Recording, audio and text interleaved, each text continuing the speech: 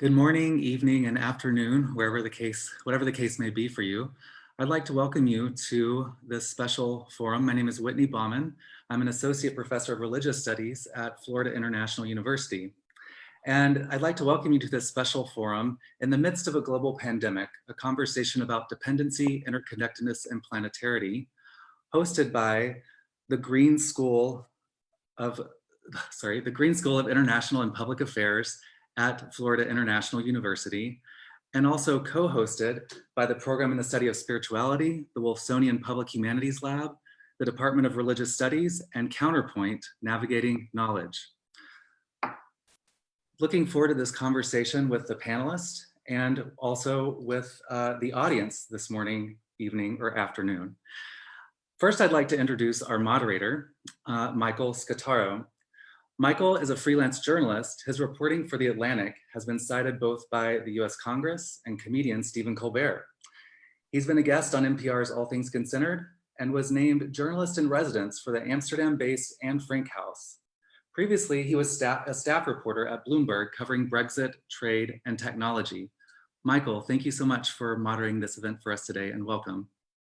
Thank you, Whitney. Hi, everyone. So I think it's fair to say that many humans right now see themselves not as part of nature, but as simply its guardian, or maybe just the owner of nature. And I think it's fair to say that this way of thinking has placed humans at the very top of the planetary community. But as we all know from Hollywood films, it's lonely at the top. Being at the top makes it harder to understand what's going on down below. And I think it's fair to say as well that Earth's plants and animals would agree. You may have seen Judi Dench's recent BBC film, My Passion for Trees. The famous British actor shows us in this film trees on her estate and how they are able to warn each other via underground root networks of pollution and damage caused by humans.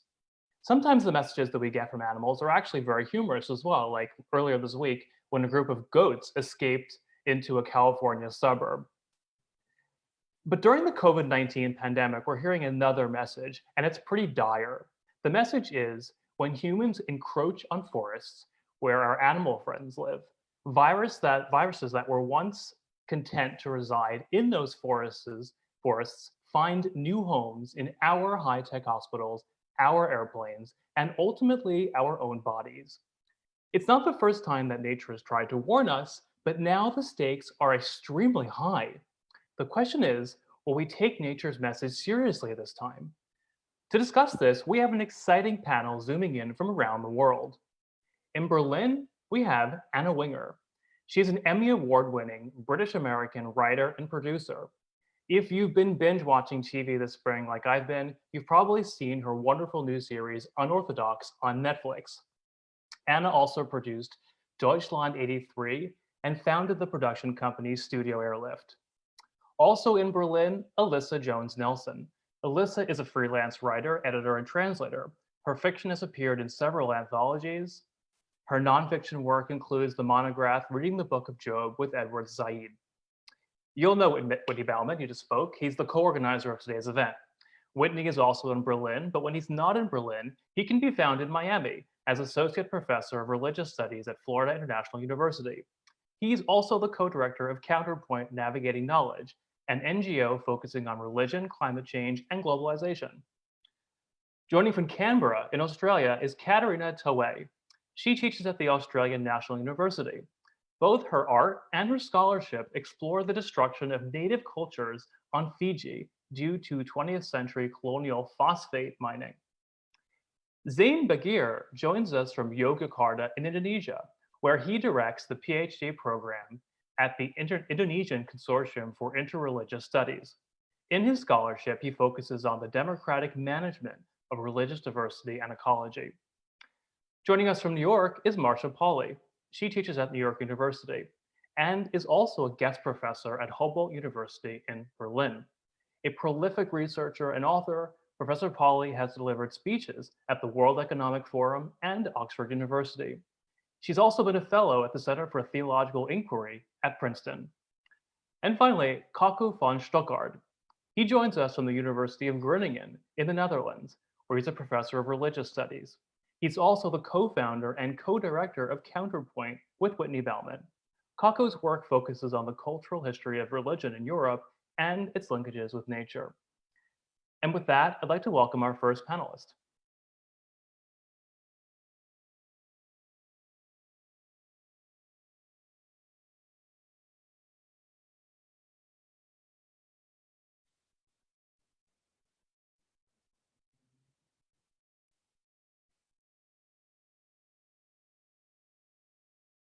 Hi. Hello. Good evening, good afternoon, and good morning to those in other time zones. This conversation taking place in different time zones is already a global conversation, I think, or probably we may even say a planetary conversation. So one of the first questions posed in this conversation is this pandemic changing the way we relate to other humans and to the non-humans, to the rest of the natural world? I believe we do need a new, more ecological way of relating to others.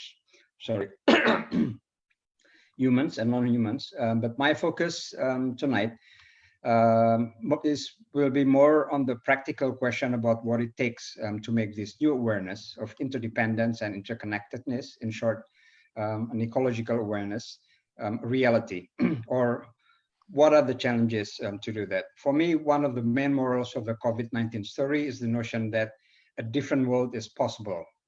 Unthinkable things such as schools, universities, stores, shopping malls, airports, factories could be closed all at the same time without much warning. Somehow this gives us an idea that we can do unthinkable things. A different world is possible then. Many scholars and thinkers do play with this idea.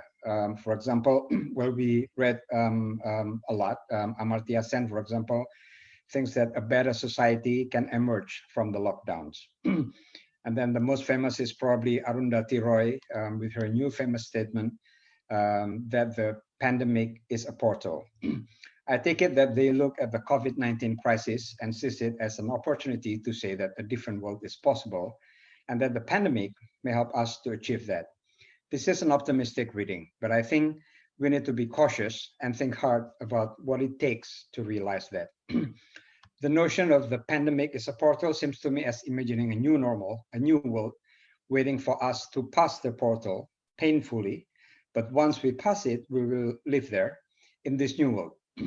Several questions immediately follow. First, what new world we can imagine? But secondly, and more fundamentally for me, there is also a question, will there even be a new world at all? Or is this damaged world we live the only world we have? The expression, the pandemic is a portal, echoes the understanding which I think underlies disaster studies as a discipline. That is that disaster is temporary. It has a beginning and an end, something which we pass in different stages. There's prevention stage, mitigation, preparedness before the disaster comes, and then response to the disaster, the stage of relief and recovery. This way of thinking works well in disasters such as earthquake, tsunami, thunderstorm, or volcano eruption. But the global disasters is not, I would say, as temporary with stages which can be divided neatly. For example, we think about climate change. Well, in geological terms, it may be temporary. In terms of human lifetime, it is not so. We think of reducing global carbon emission in terms of decades. It's hardly something temporary. With regard to pandemic, we may overcome this particular coronavirus, for example, but others may come, and we will move from one pandemic to others. In our lifetime, in the past 20 or even 10 years, we have already seen several global pandemics. So this doesn't look like temporary. Thinking that COVID-19 is temporary, an exception, is rather dangerous for a different reason. It hides an important fact that pandemic takes place in a wider social, political, economic landscape, which includes a country's quality of healthcare, people's trust toward the government, and in general, an infrastructure, which is something which is not temporary at all. It is something which has to be prepared way before and to make it prepared. The notion of pandemic as temporal is problematic in still another sense. While visionary thinkers see the pandemic as temporary in terms of a portal for hopefully a better world, most states understand temporality in the sense of exception, a disruption that we need to get over with as soon as possible so we can go back rushing to business as usual, or even more. After the pandemic, we then need to make up for the losses during the pandemic with even more aggressive development. So this worry of mine is based on the characteristics of democratic nation states, which work in a narrow 4 or 5 year terms of an election cycle. Well, some of the most serious crises we have is happening on the planetary scale. In such a state, pandemic instead is an occasion sometimes for power grabs. Pandemic is a state's dream in a sense, because it is the time when people have to trust the state and even voluntarily give up a significant portion of their freedom. Well, I give an example. In Indonesia, a few days ago, the parliamentary, who had to have virtual sessions, they cannot meet in person, they quickly made decision on a controversial law on mining. This law was protested last year, and students stormed the parliament last year and forced it to stop the progress of the law. And now they are making decision when people cannot do that. The law gives much concession to the mining industries and have been seen as disadvantaging the environment and the people. So here we see that pandemic has been made a portal, but not to a new, better world that we may think of. I end my opening speech with a question. We have seen how the ecological awareness have developed very far among people, but the most important challenge we have may come from a very mundane situation, which is the state. So one of the questions which we may discuss here is, and probably the most important question for me, is how to deal with it. Thank you.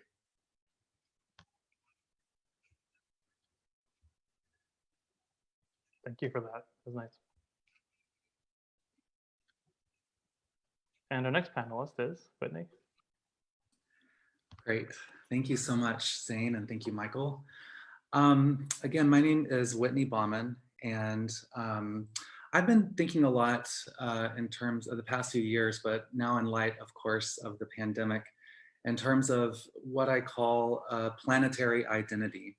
And since we use that in the flyer, I thought I might spend a moment talking about what I mean by a planetary identity. So part of what I mean is that human identities are usually start with, well, human. And human has often been thought of as outside of the rest of the natural world. So a lot of times I begin my class in Earth Ethics by asking students what they think of when they think of nature. And often it's the case that they think of trees and whales and dolphins and mountains and blue skies, but they don't think of themselves. They don't mention themselves first. They don't mention our computers, the networks that enable us to be right here with each other today.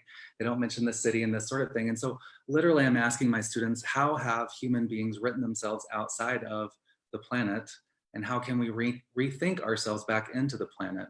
So developing a planetary identity is just that. How do we develop a sense of ourselves as first and foremost planetary creatures among other humans, but among a lot of other critters and systems and on the planet. And so that's sort of where I begin this reflection from.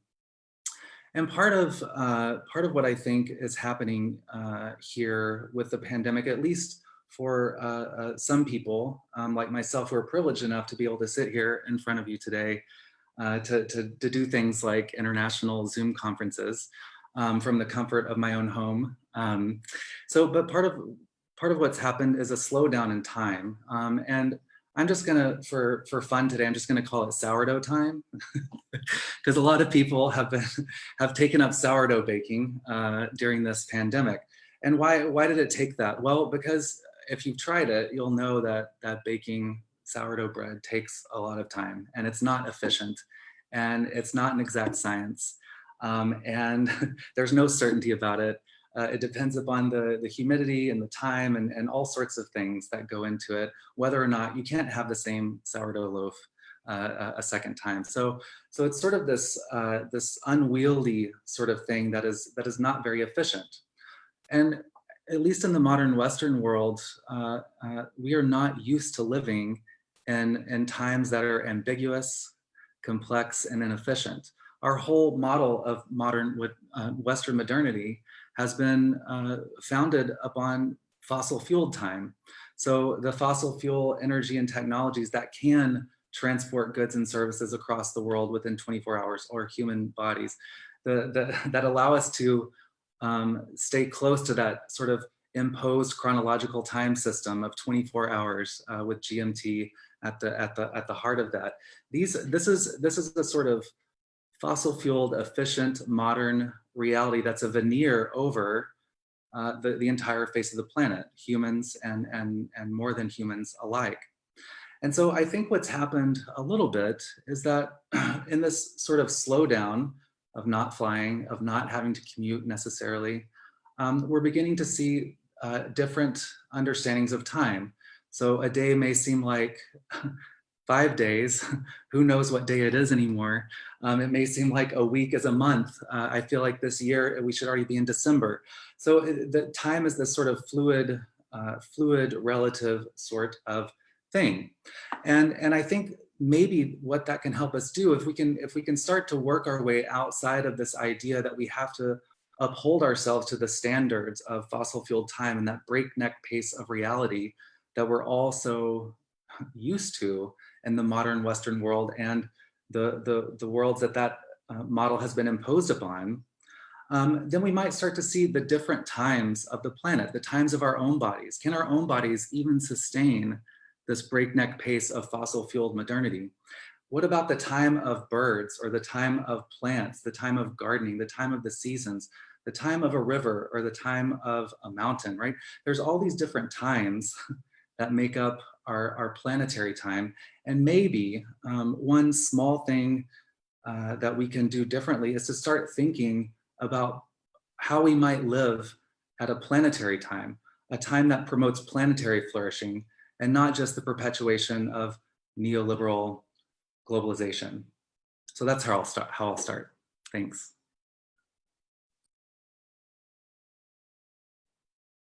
Thanks, Whitney. And we have another panelist next. Who is our next panelist? Oh, yes. Hi. I think it's me. I think it's you, Alyssa. Thanks for that, Whitney. I think I'm going to call my next story Sourdough Time, if that's okay with you. That's a fabulous title. Yeah, I've been asked to talk a little bit about the Guild of Writers and how we might respond to the current situation. And I want to start by going back 100 years to Ernest Hemingway, Virginia Woolf, Scott Fitzgerald, Sarat Chandra Chattopadhyay, Junichiro Tanizaki, and Jorge Luis Borges. These are all literary canonical great writers who lived through the Spanish flu pandemic. They wrote novels in the 20s and the 30s that are still widely read and studied today, but none of them wrote about their pandemic. Instead, they wrote great novels about what they saw on the horizon, their vision of the future, whether that was dystopian, utopian, or something in between.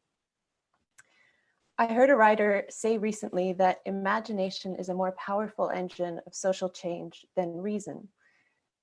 I don't think we need to play imagination and reason off against each other.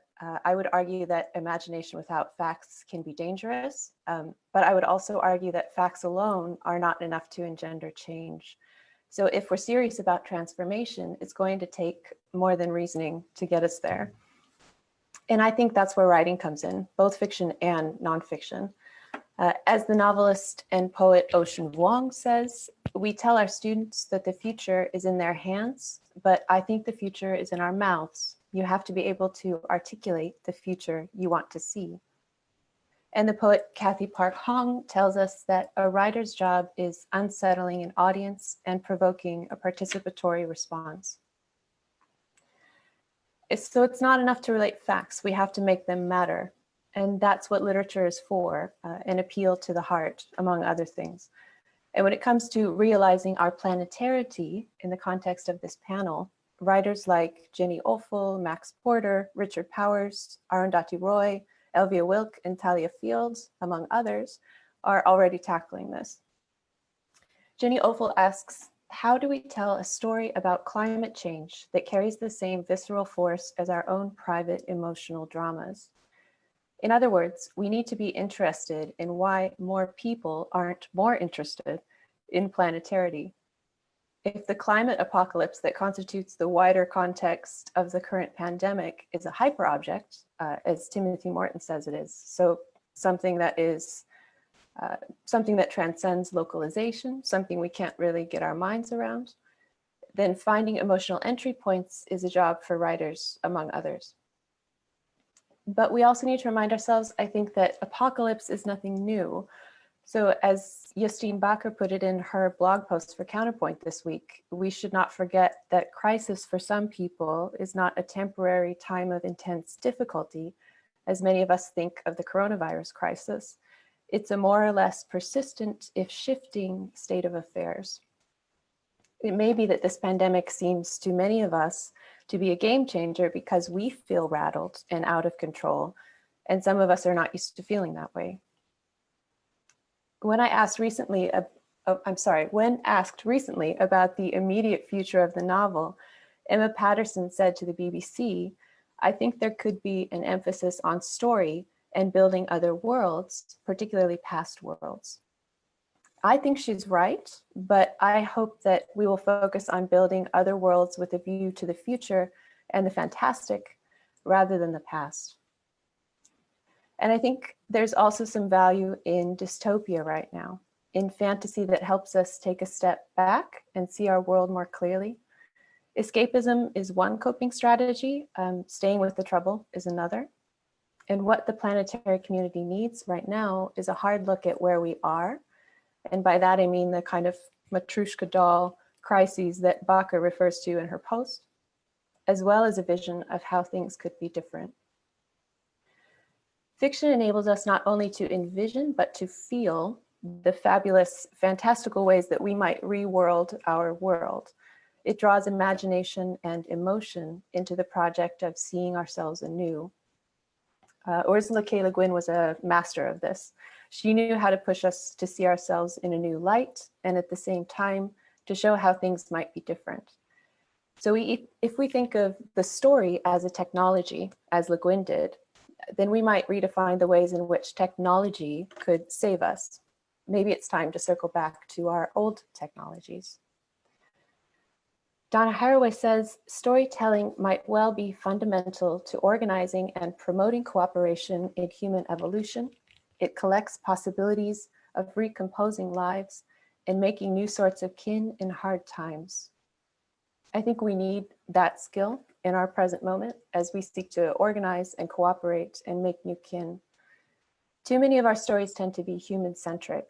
We need to work harder to be what Zadie Smith calls outward-facing writers. When Richard Powers wrote The Overstory, he originally wanted to write a novel from the perspective of a tree, but he couldn't figure out how to do it. And in 1979, Thomas Nagel wrote a famous article called What Is It Like to Be a Bat?, which J.M. Coetzee riffs on in his novel The Lives of Animals from 1999. Nagel argues that it's impossible for a human to really understand the bat's experience of being a bat. But Coetzee's main character disagrees. She says the question is sympathy, a faculty which, quote, has everything to do with the subject and little to do with the object, the another. So if our understanding of planetarity depends so heavily on our imaginations and our emotions, as I believe it does, then I think our responsibility as writers is to be outward-facing, sympathetic subjects and to take up some of these very challenging themes in our work. Thank you. Thank you, Alyssa.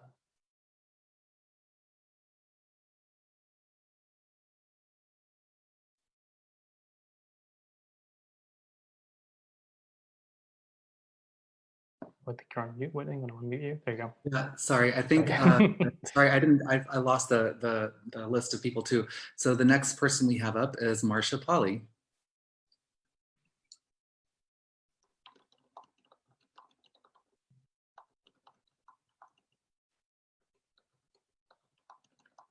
Hi, I'm Marcia Pally. I'd like to start by thanking all of those all over the world who've made this event possible so that we can all hear from each other and talk to you.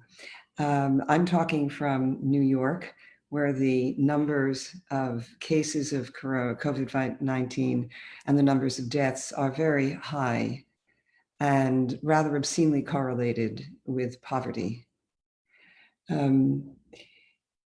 Where those of us who are in more privileged positions can social and self-isolate.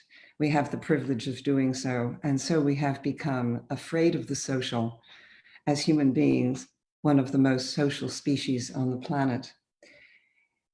What kind of change will be possible from this pandemic?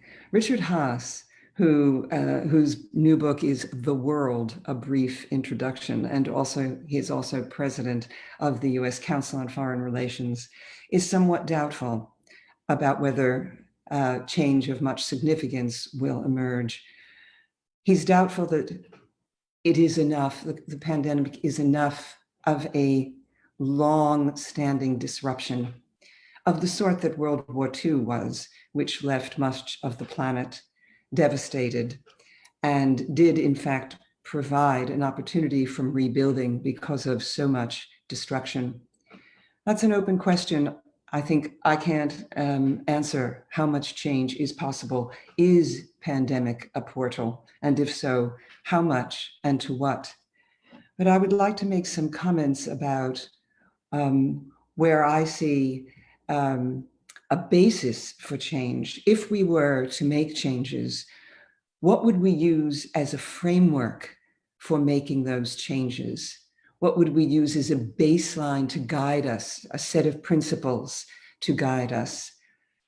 What could we learn from this pandemic? Well, we could learn that competition for masks, for ventilators, for food, for jobs is the way to survive.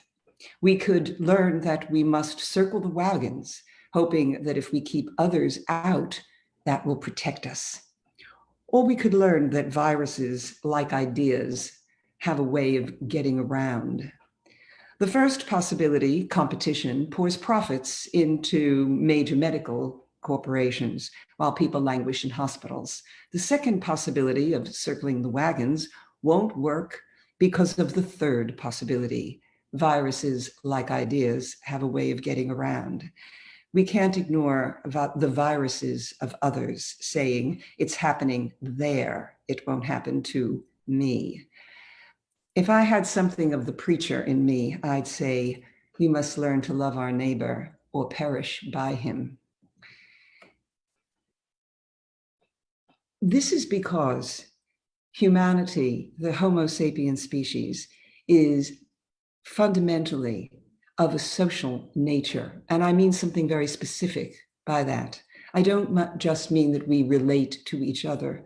I mean that foundationally, each of us becomes who she is through layers and networks of interactions and relations, encompassing two things, encompassing acculturation to those nearby, but also encompassing the relationships that extend out in our paths of global connectedness with others and with our environment, our educational and economic opportunities, and as we're learning in the pandemic, our healthcare, our life and death are affected by those who are not necessarily proximate or close.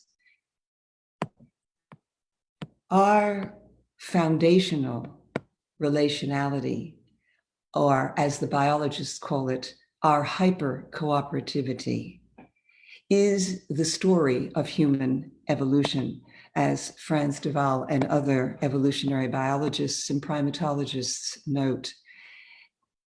I'm not painting here a naive picture of happy hunter-gatherers sitting around the fire in peaceful cooperation. Evolutionary pressures surely yielded episodic aggression and opportunistic raiding where it was advantageous. Humanities have the capacity to be aggressive towards nature and towards each other.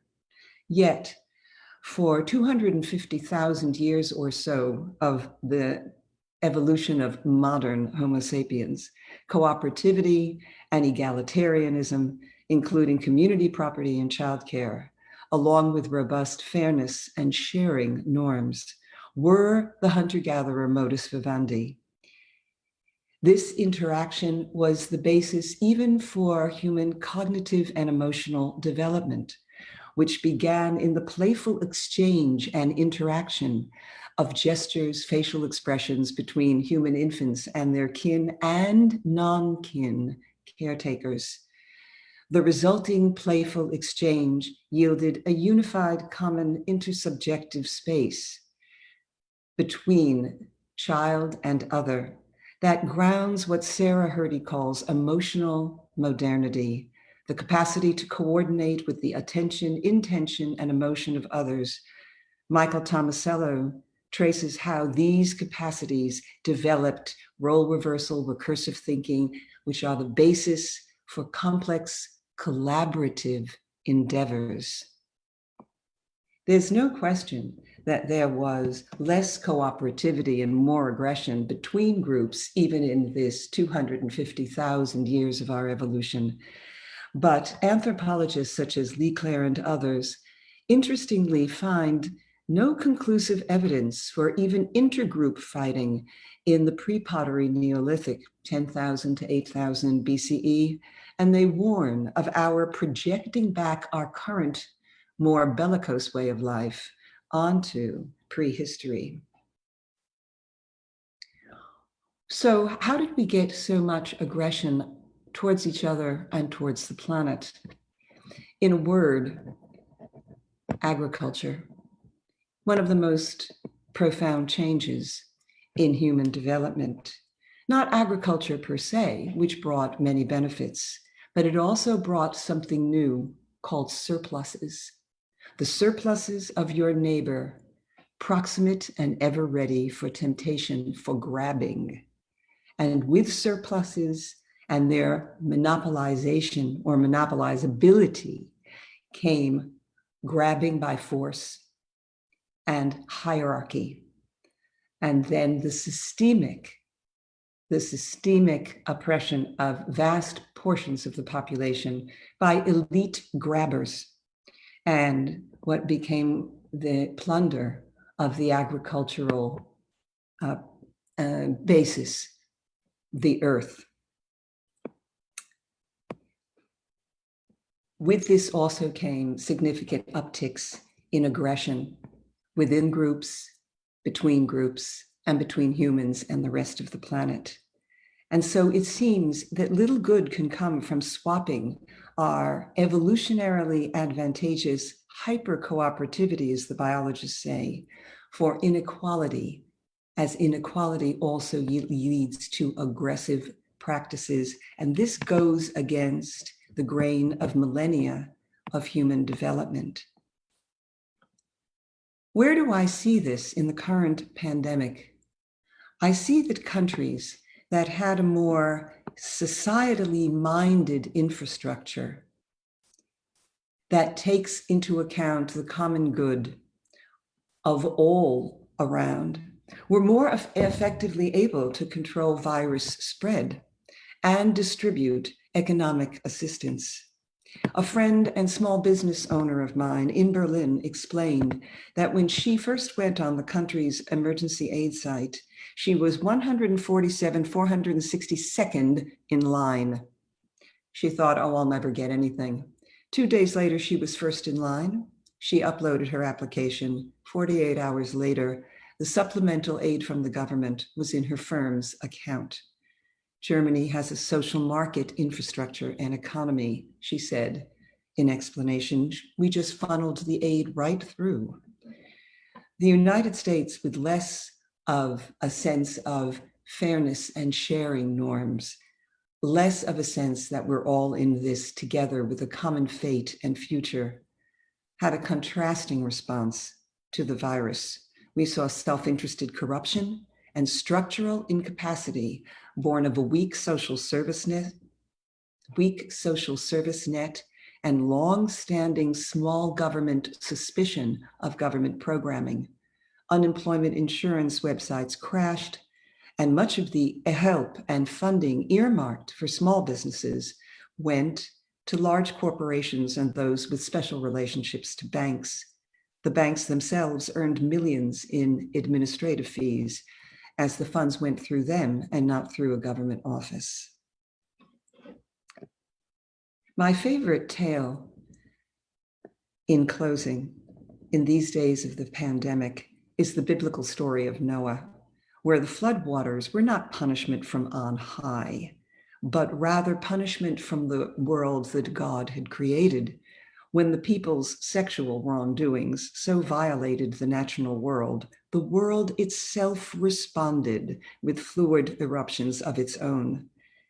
Insofar as we ignore how we behave to each other and the planet, insofar as we ignore the conditions that bred the coronavirus, the world itself will respond with actions, with disease, with climate change of its own. We are today getting the world's response. I want to close with a quote from the economist Stiglitz, the Nobel Prize winning economist, who said, whoops, it popped off my screen. I'm sorry. I will paraphrase. Stiglitz said, we have learned many things, and especially thinking about the United States. But one thing that we have not learned is our interdependence on each other.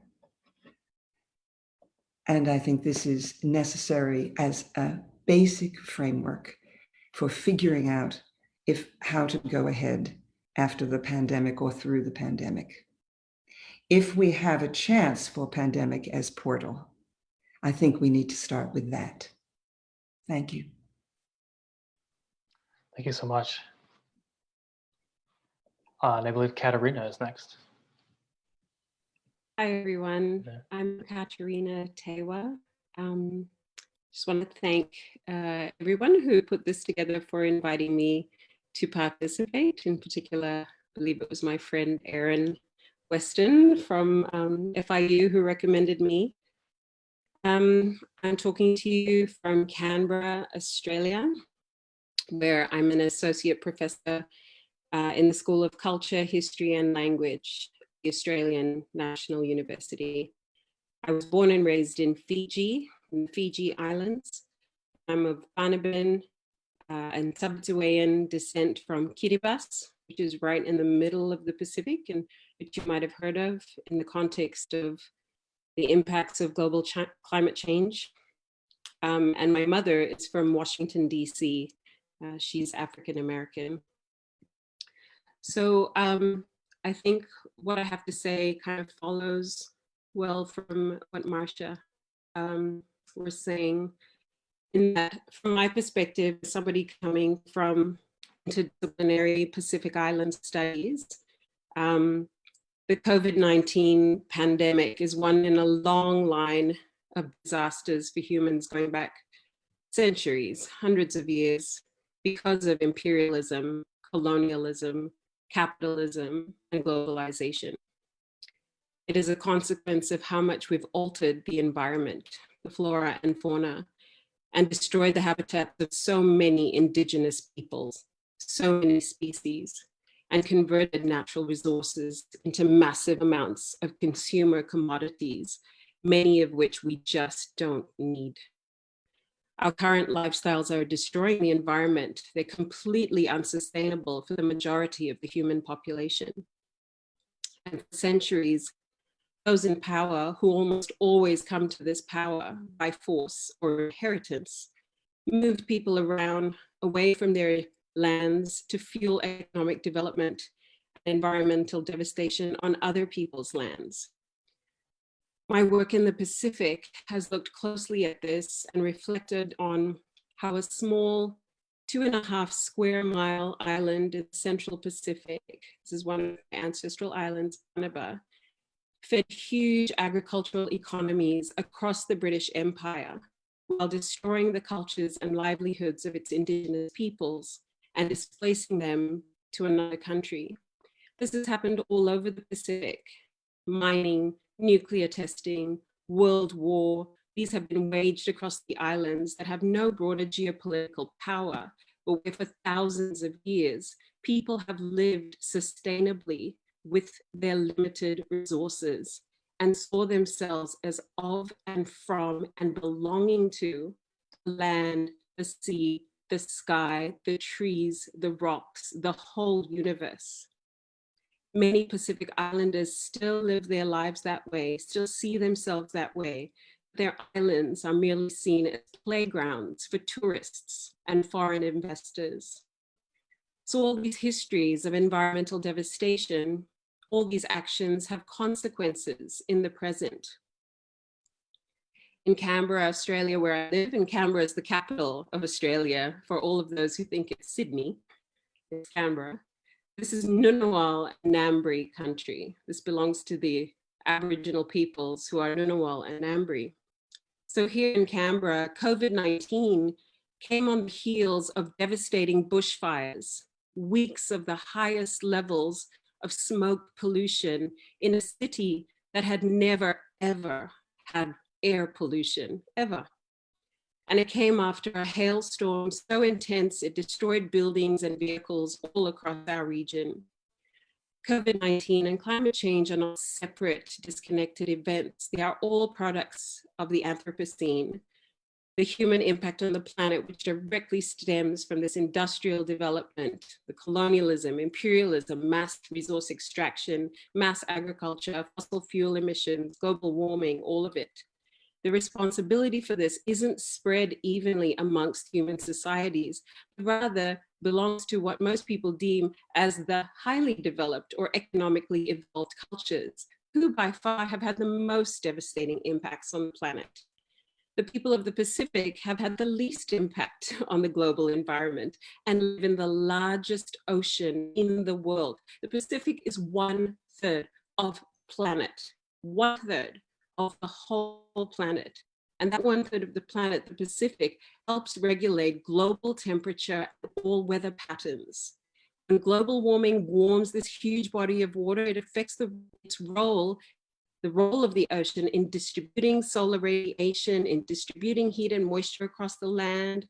Ocean currents make our lands habitable for humans, and yet this largest body of water on Earth, inhabited by Pacific Islanders, is not valued in the same way that the larger, more populous continents are. Not socially, not culturally, not geopolitically, definitely economically. So one way to change our relationship with the planet is to attend to issues of social and historical injustice and make things right. To listen to the voices of marginalized peoples, and Pacific Islanders are very vocal about things like climate change on the global stage. But to listen to these voices, especially indigenous peoples who have and continue to live as custodians of the land, sea, and sky. Vote in leaders who care about these things, who prioritize people and the planet over profits. The way we view the past and the impact of the past and extractive regimes on marginalized communities in the present helps us imagine and shape a more sustainable and just. Justice is all a part of it, a more just future. And I just want to end with a quote by a Samoan novelist. So one of our wonderful Pacific novelists, Sia Figuel, who very simply said, "I is we always." Thank you. Thank you so much, Andrea.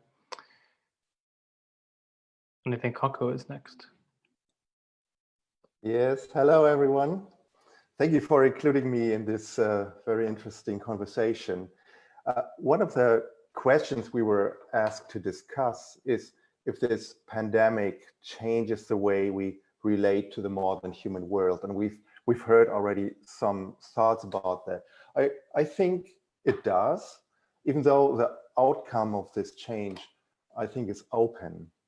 More than before, we're becoming aware of our close relationship and even our dependency on life forms that we used to regard as being way below our level and easy to control.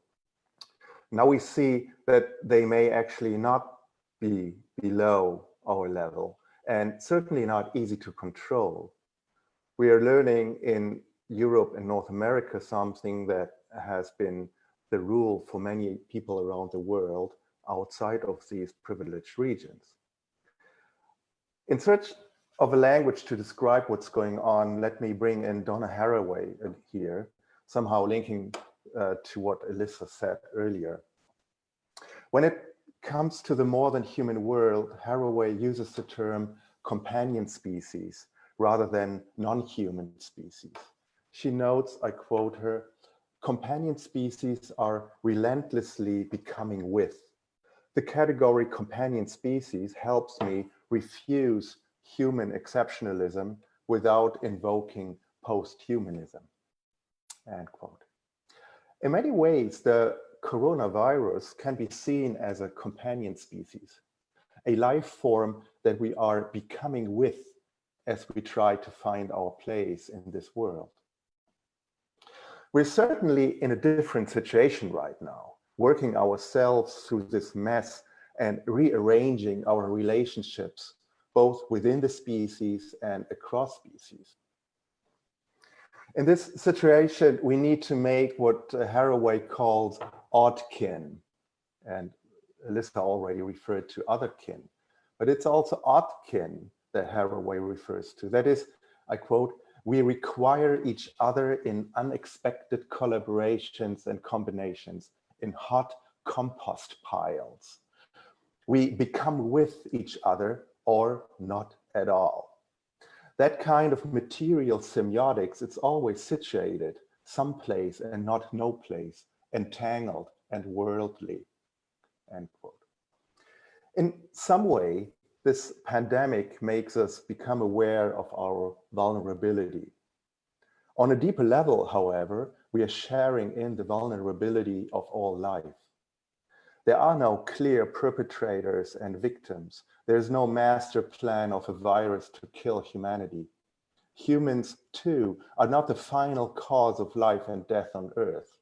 That's why the talk of the Anthropocene is just another form of human hubris. Human action has impact, that's for sure. But in their actions, humans share their space with other critters in the hot compost piles of this planet. They are entangled with odd kin, such as a virus. We need to acknowledge our togetherness and our planetarity if we want to move on from here. It is important to note that staying with the trouble, all these quotes from Haraway are from the book under this title. It is important to note that staying with the trouble is not an excuse for continued exploitation of the planetary ecosystems. It is a realization of complexity. And it means one more thing, last quote from Haraway. Staying with the trouble, says Haraway, does not require such a relationship to times called the future. In fact, staying with the trouble requires learning to be truly present, not as a vanishing pivot between awful or Edenic pasts and apocalyptic or salvific futures, but as mortal critters entwined in myriad unfinished configurations of places, times, matters, meanings, end quote. That also links a little bit to what Whitney said about the different times we are in. In this sense, I hope that the current crisis will be a helpful exercise to prepare for the larger transformations that lie ahead of us, or I should say that are already happening while we still think they are the future. Thank you. Thank you, Kaku. And finally, I believe we have Anna. Okay.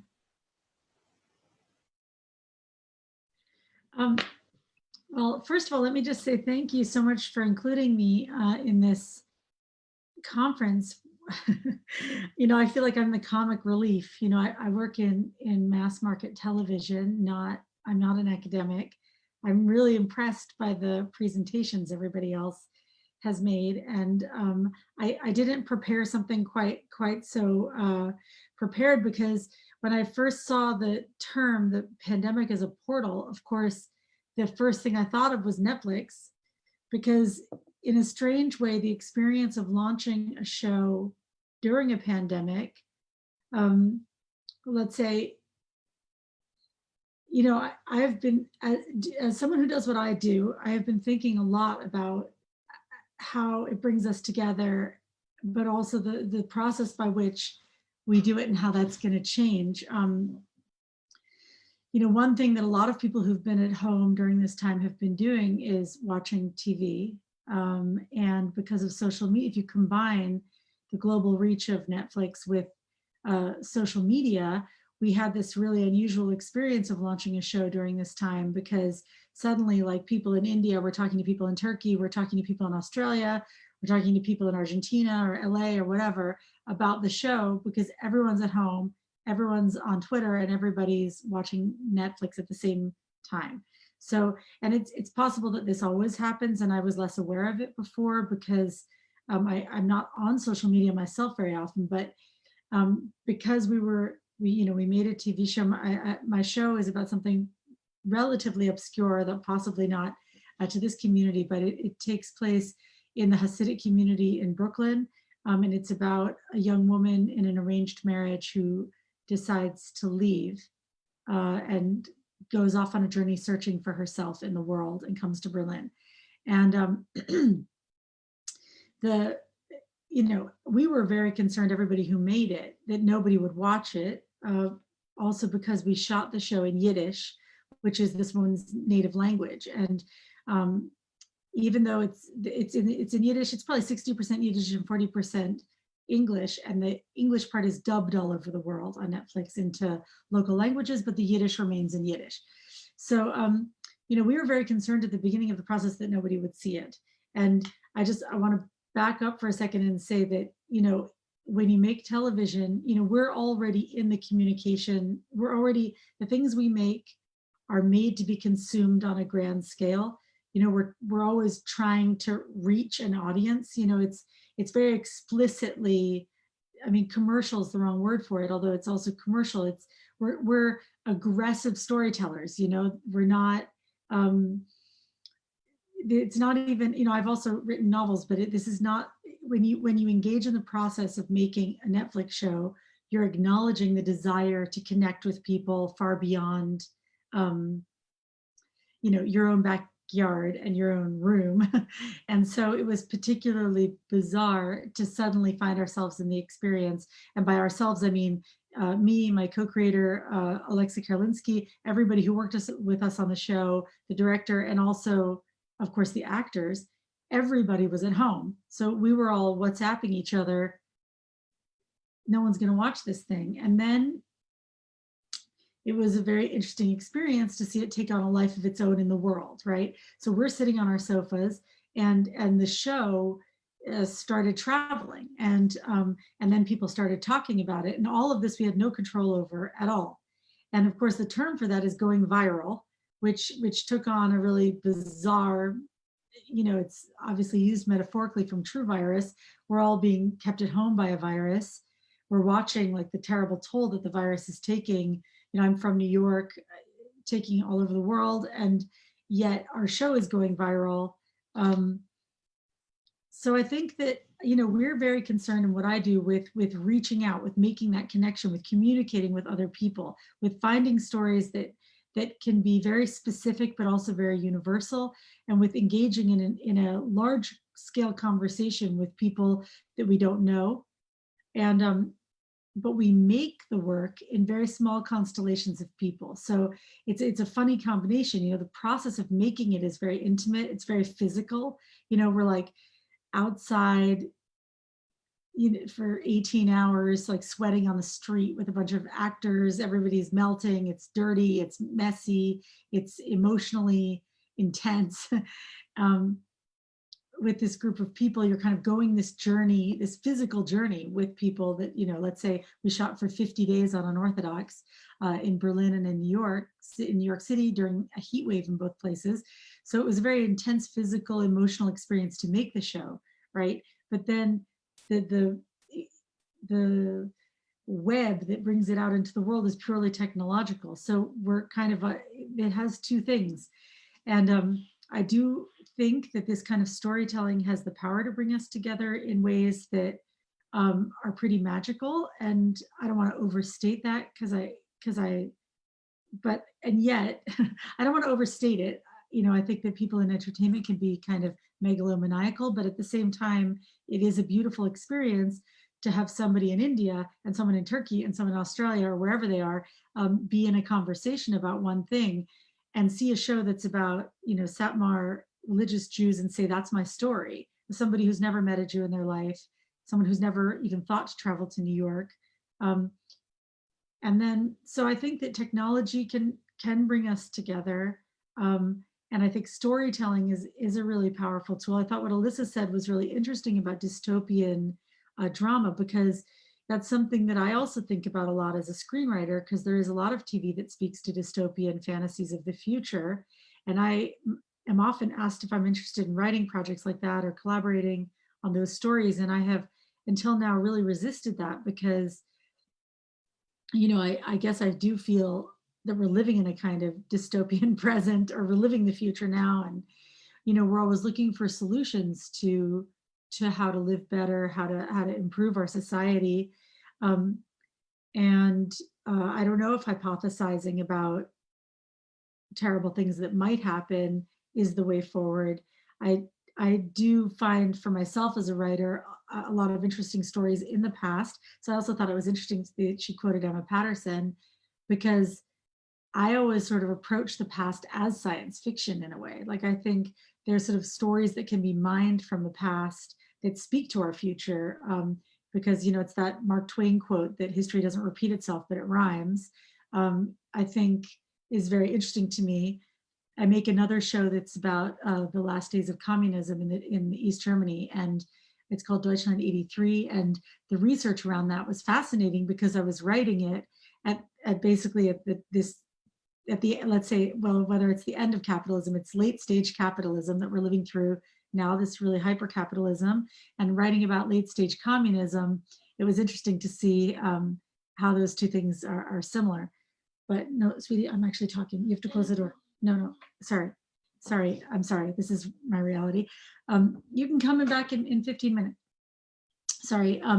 But so I believe as a writer that there's a way that we can tell stories to process what we're experiencing. At the same time, I would be very careful myself about writing about what we're actually experiencing, because I think, first of all, that we're living it in real time, and I'm not sure I would even want to watch it or read it. I think there is something kind of beautiful in a way that a lot of us are experiencing something similar right now, but I think we also have to be keenly aware of the fact that many people are not experiencing the same thing that those of us who are privileged enough to work from home are experiencing. So I think about that a lot. But you know, the challenges that all of us as storytellers, whether academic or fiction storytellers, I think it's a interesting question. Like, how do we tell the stories to younger generations? How will we tell the story of what we're living through now? And how do we tell the stories that can create a better world? And it might sound really naive that would be a motivation to make in making mass market television, but it definitely has been a motivation for me. I think it's why I'm drawn to the stories that are about people who are discovering the world beyond their immediate environment. Both my shows, in a way, are about fish out of water who go out seeking new communities. And I wanted to just finish with something about the Hasidic community, which I learned through the research around this project, which was, you know, I think that's a community that's judged a lot from the outside, and it's sort of hard to understand why someone would stay in it. But I, after doing this research, really understand why somebody would stay, because they're keenly aware, because it's a society that was founded by Holocaust survivors. It was founded by people who are very traumatized, who are keenly aware of the possibility of crisis and catastrophe. And for them, the solution to that is community. And I don't think that that's a bullshit solution. I actually think that's a really valid solution. I think that, right now we're having this community virtually. I hope that we can have it again in person as soon as possible. But I definitely think that community is the salve, and whatever we can do to communicate with each other, even if it's through Netflix, that's worth investing our time in that. So I'm the comic relief here. So hats off to all the PhDs in the room. Well, thank you so much. Thank you.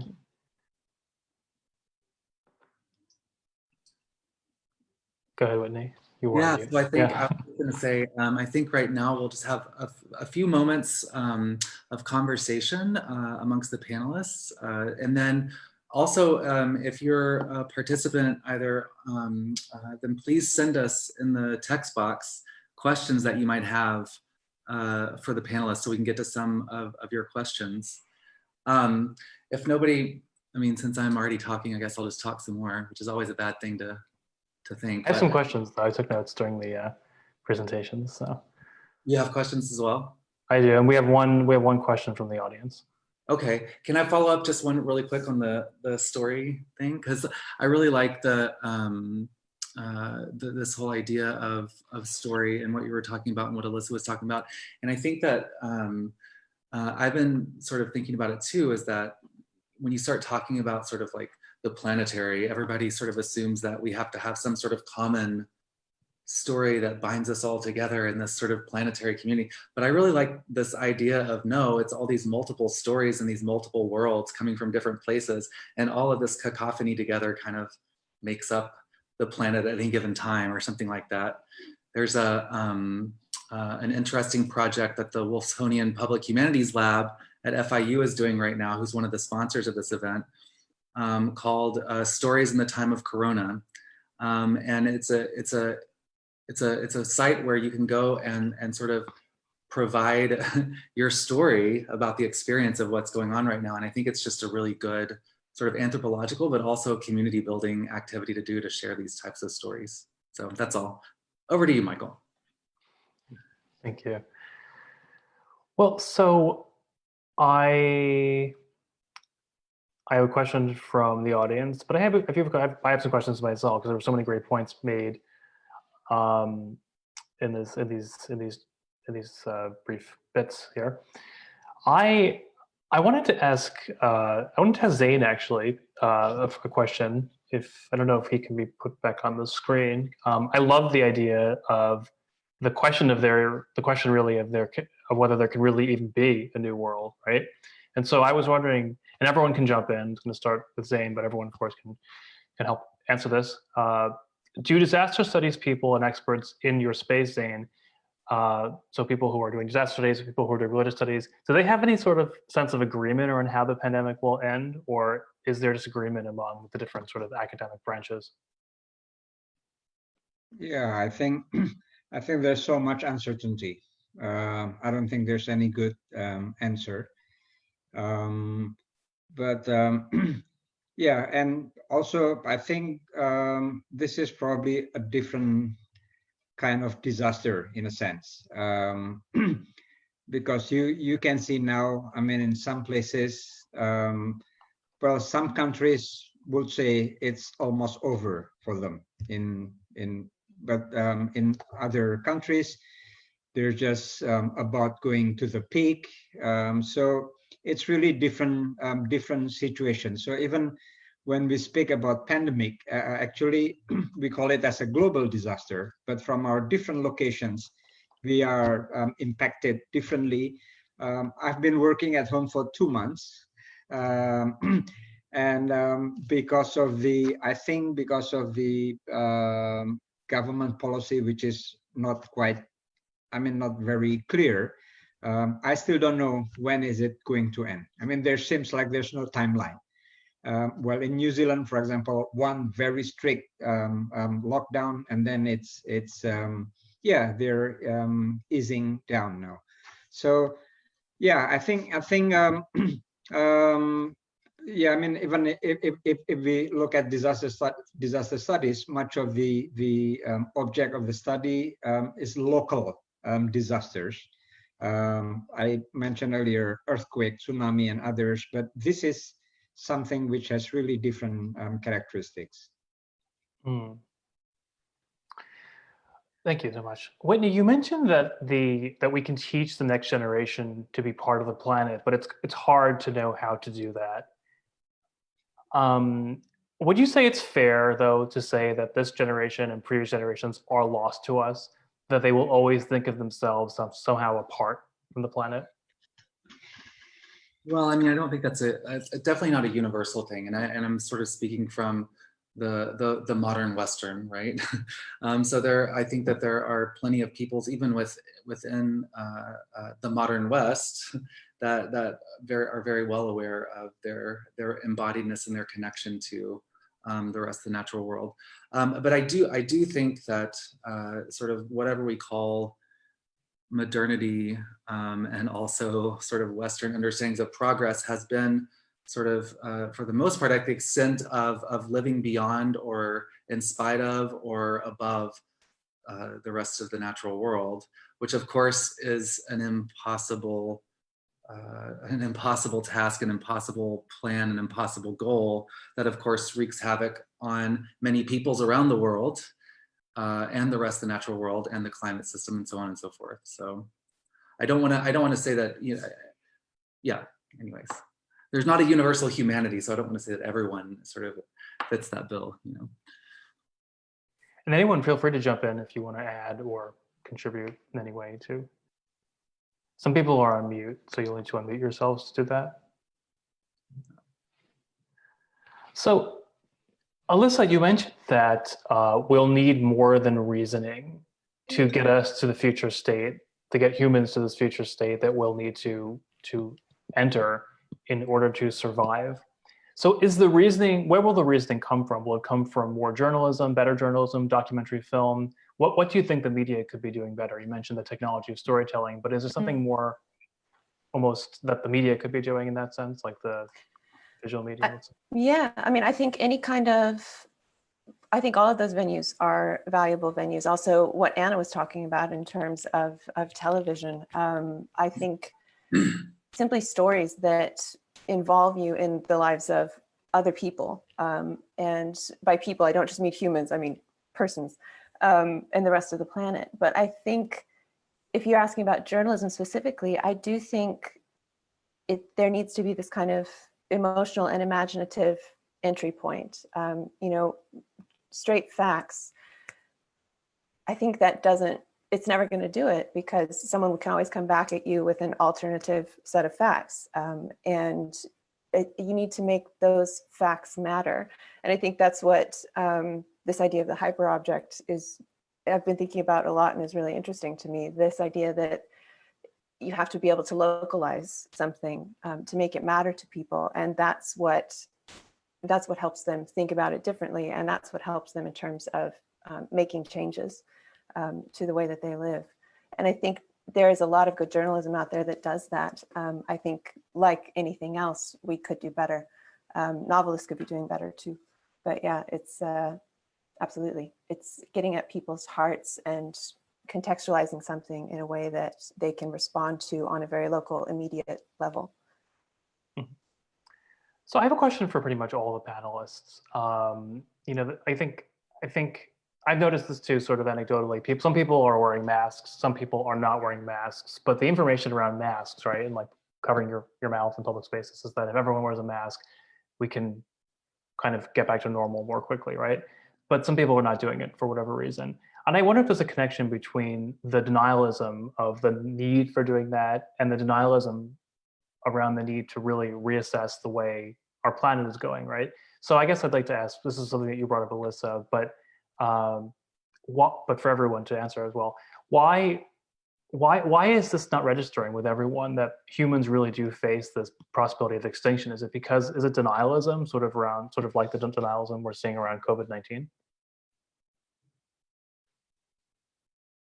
I think so. I mean, I haven't read anything about this, but I think people just literally are unable to imagine things they haven't experienced. You know, the immediate concerns of daily life, because I look around where I'm living in Berlin, where no one wears a mask. And I frankly don't understand why it's not, compulsory. Like, I wear one, a few people wear them, but generally people do not. And generally people don't really worry about this. So I can't explain it to myself. Everyone's been stuck at home for 8 weeks. They emerge from their houses and they don't try, and the government doesn't insist upon it. So there's no, people here are very rule following. So if the government said they had to, they would do it. It's not like the US where people pride themselves in not following the law, but it's in Germany they do it, but it isn't the law or it isn't the rule. So people just don't. And I think they don't see themselves as vulnerable in that way. They literally are just focused on what they need to do. And I think one of the most interesting things, a friend of mine who's Korean said to me that when she was she now lives in Germany, but she lived in Seoul for the past 5 years. And she said, in Korea, it's considered good form and like proper behavior to other people to wear a mask.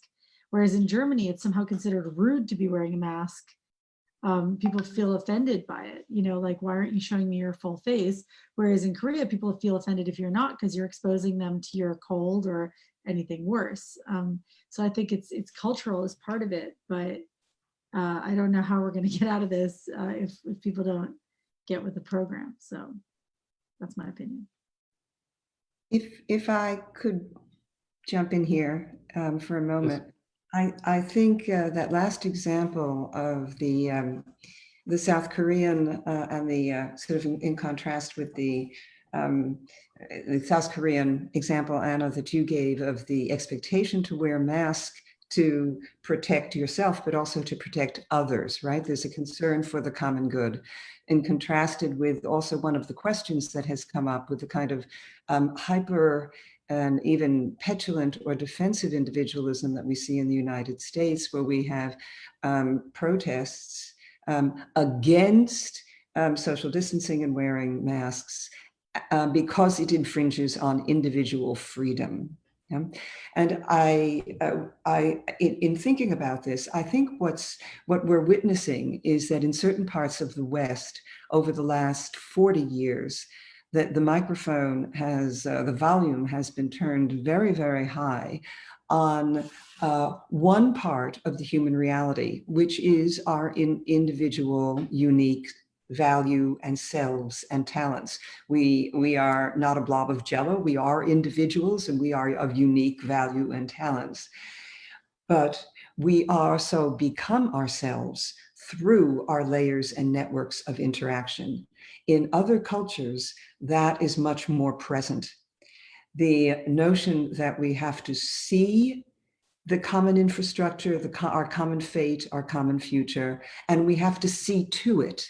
We have to attend to all these relations with others and with the planet we depend on. We have to see it and we have to see to it. And in some cultures, the volume on that has been dialed down. In other cultures, it's more prominent. And this is, I'm going to tie this back to my closing comment. If human beings have the capacity for both aggression against others and the planet, and also the capacity for extraordinary cooperativity, what makes the difference is the conditions under which we live. That makes the difference under which gets our hyper-cooperativity or our capacities for aggression, which gets to guide the way we actually live.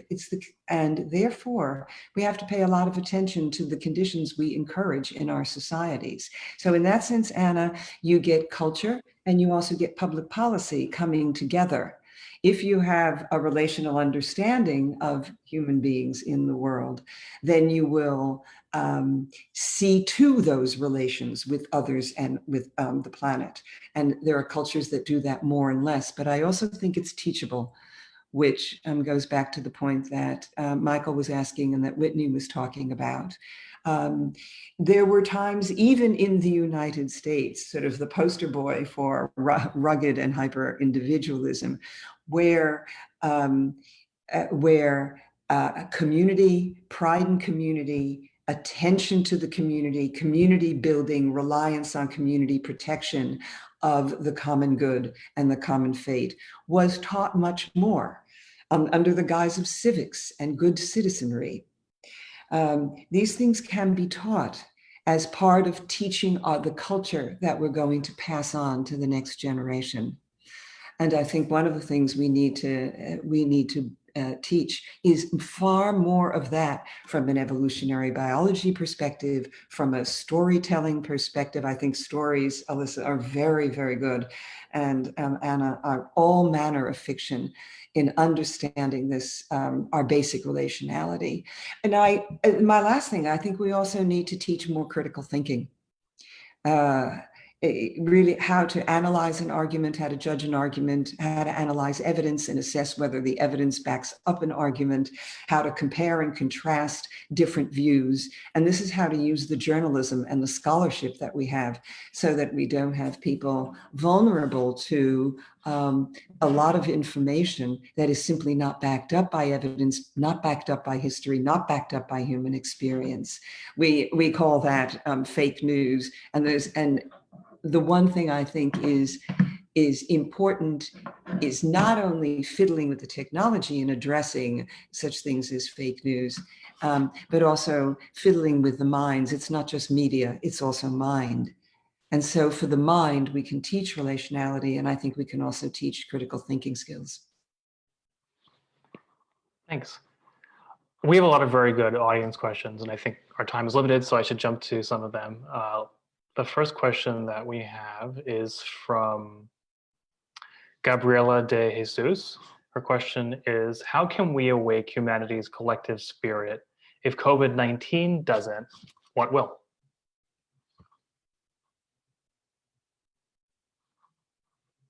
Oh, some people are mute, but anyone can jump in. So, I mean, Yeah. Go ahead, Thane. No, I was about to say, yeah, one of the issues the question, how can we wake humanity's collective spirit? I think with the issue of the COVID-19, this is one reality, it seems, but how do we process it? I mean, it's different. It may awake the spirit in some, but not in others. To put this question to a more practical level, I would say two things which Anna mentioned, technology and stories. I think that's really the key. By the way, I just realized that you are the producer of Unorthodox, which I watched a few weeks ago. Amazing. So yeah, thank you. I'm the writer too. Oh yeah, yeah. It's a pleasure to be in the same forum with you. But yeah, I think stories are really important. Katrina mentioned about the indigenous communities experience. I think also the issue is how do you bring this story, which most of the time I think they are hidden. Because, well, I can give an example. In Indonesia, we have many actually indigenous communities groups marginalized, and their stories are hidden. But interestingly, I mean, during this work from home time, they found voice through Zoom. So there are several seminars organized which can bring them to this space. So that's one example probably about how technology may be used to yeah, to uncover the hidden voices so far. Thank you. thank you for that. So we have a question from David Skip, and I think it's a question that many people would probably want to ask as well. It's the question is, we are all optimistic that a paradigm change is possible after the pandemic, but he's concerned about the forces of commercialism and materialism winning out over the memory of this tragedy. So he wonders, how can we sort of make this memory last and learn from it? I've observed quite a few people. Sorry, I'm just jumping in. Totally fine. Okay. There's a lot of discussion in my world, sort of in the world of commercial stuff, about office culture, right? Because for the first time, people not only are working at home, but are exposed to the reality of each other's lives in a way. There was this formality in office culture, probably less so in academia, but in you know, you work in a fancy office, you show up in a nice outfit, you never really mention your private life or struggles because that's uncool, or it's not chic, or it's unprofessional in some way. But now there's a lot of this has been broken down so that, you know, if you're being interviewed by somebody, if you're collaborating with someone, you're having a professional meeting, their child runs through naked, you know, they're unable to control their child from screaming, whatever it is, you know, everyone is exposed in a way to things that were previously private and sort of unofficially didn't exist, right? And I think that there's going to be, I believe there's going to be a lot of resistance to going back to a kind of office culture formality. I think it's not just that people are afraid of getting sick from each other. I also think that it's inadvertently changed how people relate to one another. And I would be surprised if that didn't impact, and again, we're talking about sort of people who have white collar jobs, but I do think that will change. And even something as simple as the fact that people are driving so much less, that there's just the air is so much cleaner, even in Berlin, which is, you know, a less, you know, polluted city than say New Delhi. The difference is palpable. It's incredible, you know? So I think, gosh, I really hope that has an impact. I would be really surprised if it didn't. And certainly I notice a lot of conversations about it. I'd be curious what the rest of you think in other parts of the world, but I do think it will change things. I'm hoping in my world. I mean, I would just add to that. Also, like my professional attire, I think for like the first 2 years I was teaching in academia were flip-flops and sunglasses on my head. So, but anyway, I actually showed up to class to teach that way. Anyways, that's Miami though. But I do think that the longer that we are in this sort of slow down and the more different things we start to do, like not having to commute by car, or in Berlin, again, there's so many people biking now that they're finally expanding the bike lanes on a lot of the major streets. And that's been fast forwarded because so many people are biking during this COVID shutdown. And so I think the more sort of like, the more this sort of slowdown gets institutionalized, we start cooking up more of our own meals, we start recognizing where things are coming from, and we sort of get more educated about the supply chains of medical technologies and food and these sorts of things, that maybe that can lead to something that lasts longer than just these 6 months or whatever it is. But I think it does have to be sort of the sourdough time has to be put into practice. And the more practices that we base on this different understanding of time and different way that we can arrange our lives together, then the more that's going to be sustained, hopefully. I don't know if that makes sense.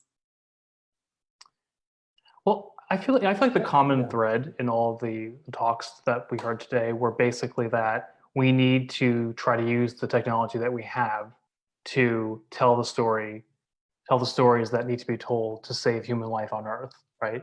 And to rectify past wrongs, so sort of achieve a quest for justice, which is so central to that survival, as Katerina pointed out. And that links to a question by Britta Hemshorn de Sanchez, who is essentially asking something very similar. She's asking if any of the panelists have recipes for telling good stories that have the power to touch and to change. And she cites something in the Bible that she's seen as useful. But do you have ideas that people who are listening and maybe that you use in your own work to sort of tell stories to create a sense of urgency around this issue? If I can Oh, sorry, go ahead. Go ahead, go ahead. I don't know who was even speaking. I think an essay I recently reread is Ursula Le Guin's The Carrier Bag Theory of Fiction. From the 70s, there's a theory about the carrier bag theory of evolution. In other words, the first thing that humans needed to invent to survive was something to carry things in. So to carry what they had foraged back to where they lived for the next day, for example, or to carry children around for that matter. So in other words, it wasn't a weapon, it wasn't a sword, it wasn't something sharp for killing, it was something to carry. And Ursula takes that and talks about how our stories should be that way as well. As writers, we're often told that a story is all about conflict. First this happens and then there's a crisis and then you have to solve the crisis. And then if it's a series, then there's another crisis and another one, and stories are all conflict. And she would strenuously disagree with that. And conflict is part of the story, but there's so much more going on outside of that. And I think that I would highly recommend that essay. I actually put a link to it already in the chat. There's a freely available PDF. If you're looking for ideas about how to tell a different kind of story, she's an excellent resource. I let somebody else talk now. Kako, you're on mute if you want to jump in. Yeah, I think that links up to that a little bit in a way that there seems to be a red thread in many of these different approaches that and perspectives that we bring in here, somehow about stories and the narrative structure of reality, and that even films and the markets, the streets, everything. The example that Whitney referred to from FIU, and all these where stories come together in literature, in film, and also in academic analysis. That it's also stories. And what reminds me, this reminds me of, is also the idea in eco-criticism that all matter is also always storied matter, like the coronavirus too. It's the stories about this kind of thing that brings it to life. It's not, I mean, it's also there somehow, but as something, but it is created as something that is meaningful to us in stories that people have. And these stories are woven together in an interesting way. And that also weaves us as humans into the story of this planet. And I think that there's a metaphor that might also work, not as a response to the question, or an answer to the question that, okay, now we know what to do, but the awareness of how much stories matter and how much stories link us to the narrative of life somehow is something that might be an indication of where we might find answers. That's awesome. Katerina, I know you were trying to get in there too. Thank you. So before we close, because we're getting to that point, maybe you would like to have the last word, so to speak, before Michael closes us out here.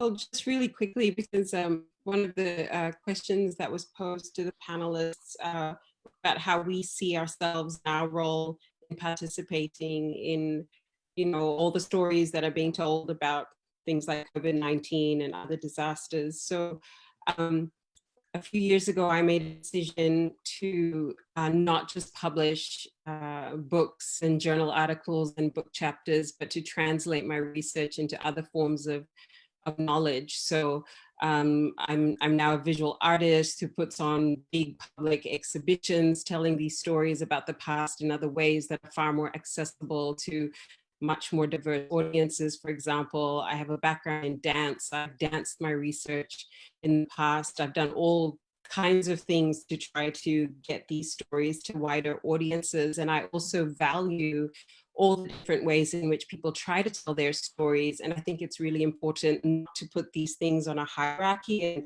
and be like, oh, this form is a really good, sound, scientific, evidence-based form, and this one in TikTok is not so good, because the stories that people are telling through TikTok in a time of COVID-19 are absolutely fascinating, and it's a much more equal playing field where people are able to express themselves and remix knowledge in ways that are astounding, and people of all backgrounds, all different cultural backgrounds, and they're dealing with all kinds of issues in TikTok. So I think our ideas about hierarchies of knowledge are also in the way of us getting to some of these solutions, because they're not equal. We're not listening to all the different voices, telling all their stories in all their ways. Great, thank you. So I think we're at nearly the end of our time. Is that right, Whitney? That is correct. But So this has been wonderful. Thank you. yes, thank you all so much. And thank you for moderating, Michael. And thank you so much to the panelists and to all of our sponsors. Keep telling your stories. They're important. And please check back on the SIPA website, the FIU SIPA website, but also at Counterpoint for other events such as this that bring many different voices together from all over the place to address these sorts of issues. Thank you so much for joining us. Thank you. Thank you.